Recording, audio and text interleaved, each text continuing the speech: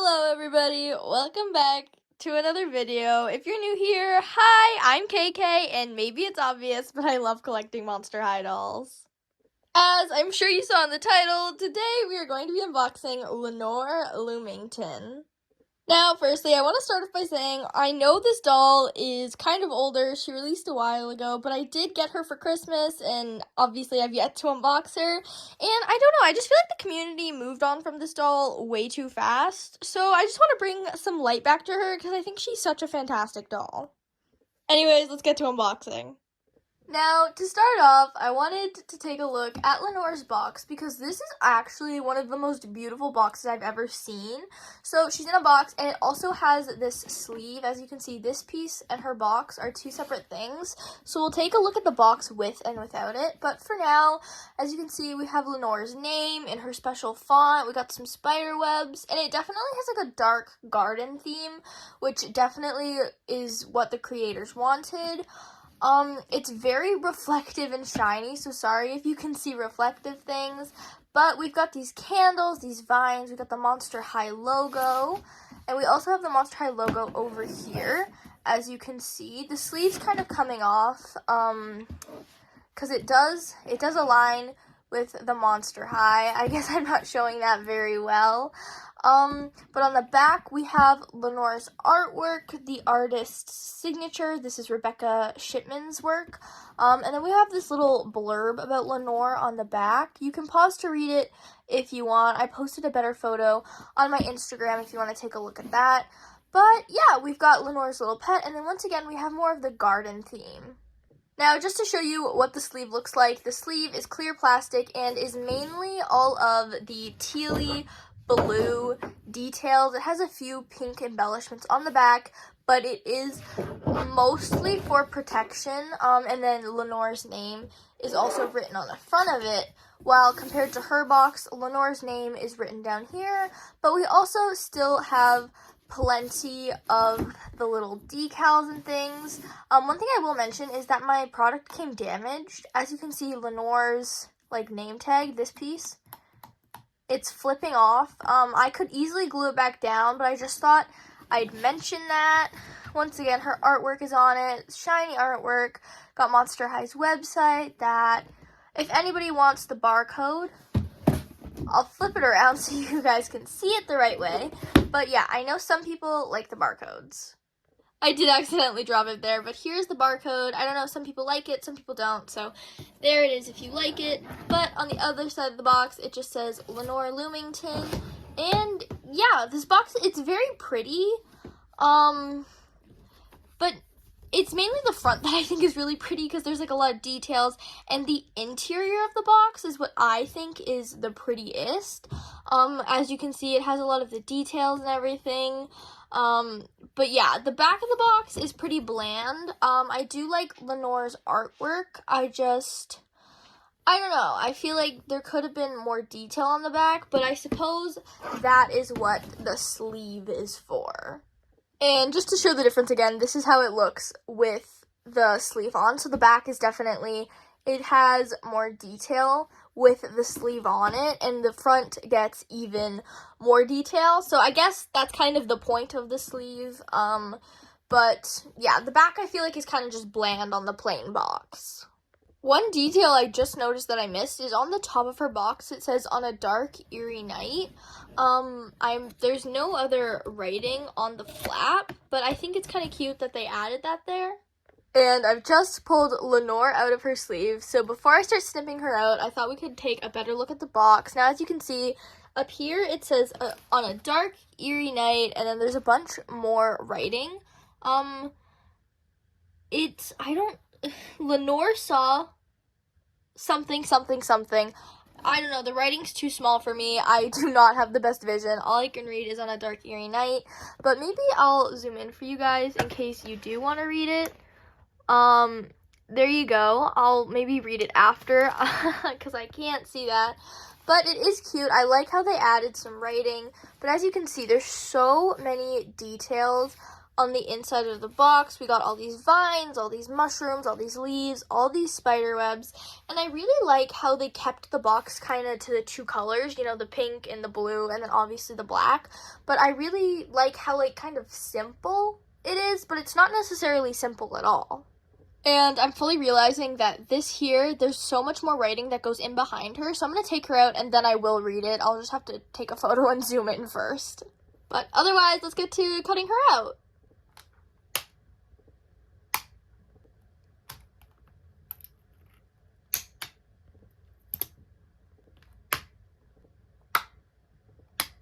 And with that, Lenore has been freed.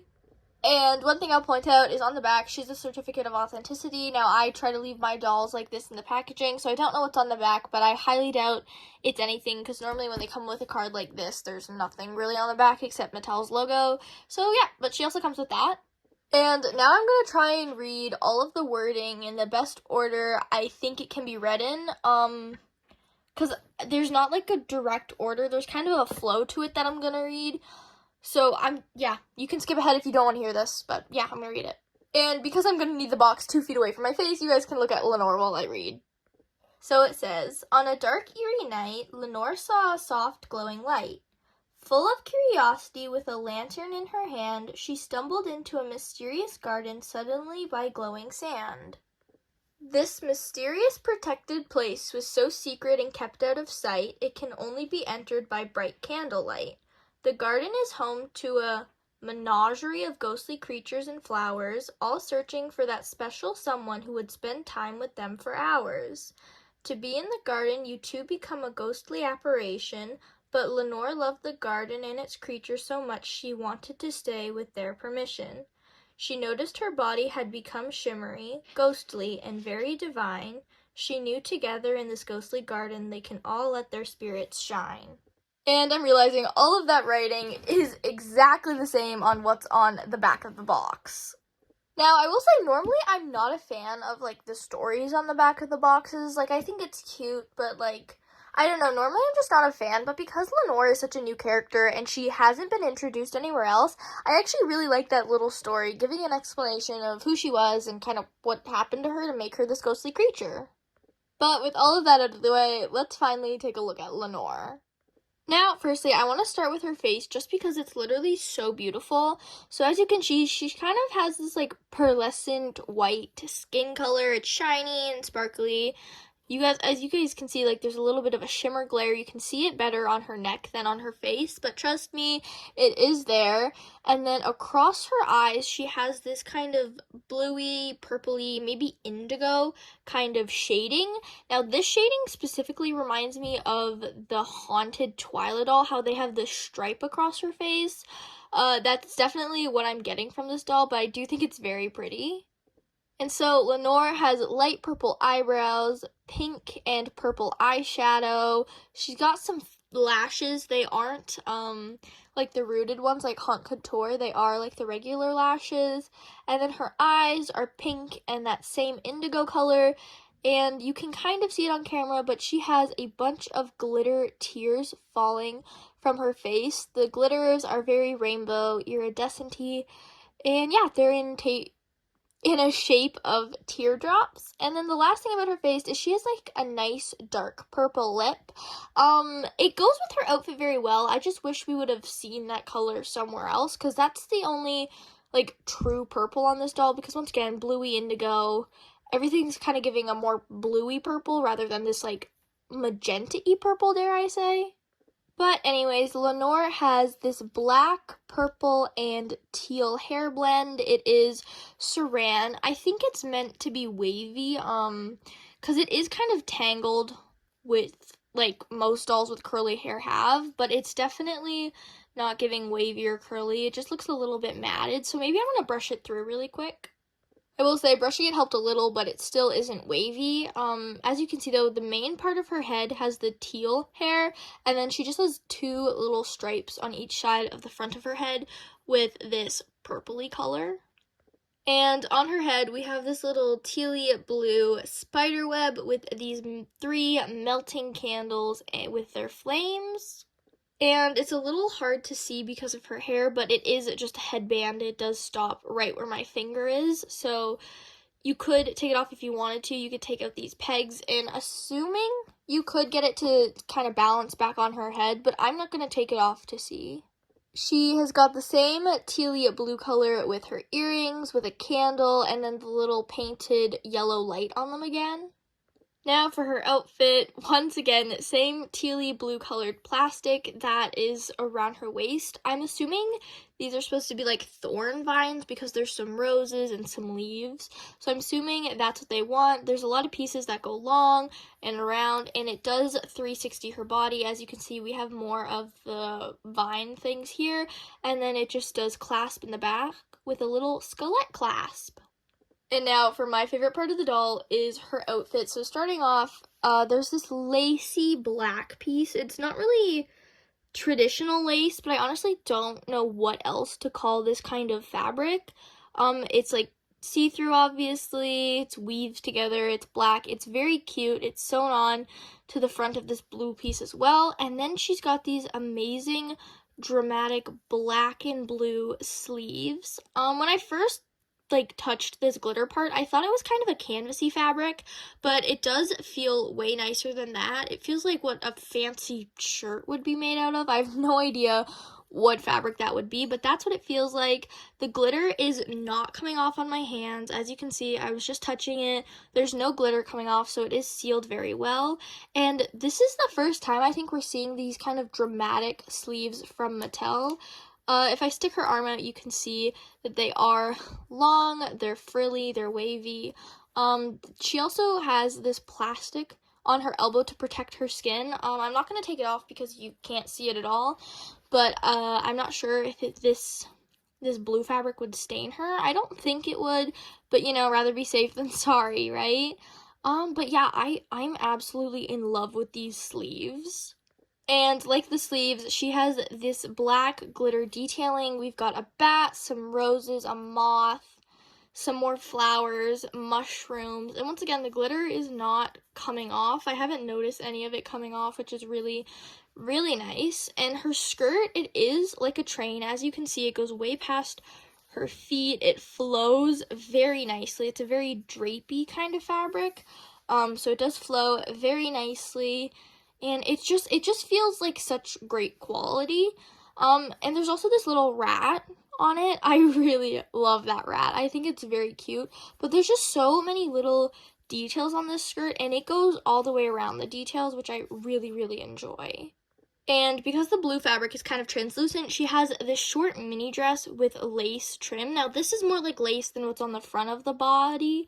But yeah, it's just a short mini dress. Something I will mention for my doll's quality is that her knees are splitting, which is obviously have happened with a lot of my old dolls as like a kid once played with them. But this doll is fresh out of the box, and her knee is already splitting. Honestly, there's not much I can do about it, but I just thought I'd mention that as well, too. And for the last piece on Lenore, she has these lovely magenta-y purple shoes with this tealy blue plastic again. Her shoes are really dramatic. They are really high, tall. They have all these, like, flowy little aspects. It has a heel cutout, and these these are stuck on by an elastic, as you can see right here. Now, normally they would just clasp onto the shoe, but the elastic is just for extra security, but they've got these ruffles, and I just think these are so beautiful. One thing I'm gonna say, though, is that these blue pieces are on the same side of the shoe, because in the box they had her legs kind of posed like this, which makes sense, but I personally feel like that this little clasp piece should be on the other side, but it doesn't fit as well on the other side.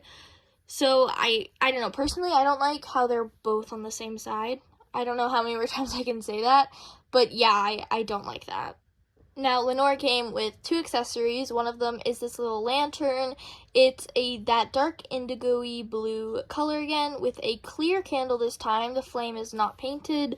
And then the same tealy blue plastic for more decals. Now, this piece is actually removable if you like that, but I do like it better with it on. It's somewhat easy to reattach. There's a lot of pieces that can bend super easily. It is a more fragile plastic, but I guess that's to be expected because this is a collector doll, and I guess it's not meant to really be durable in a sense.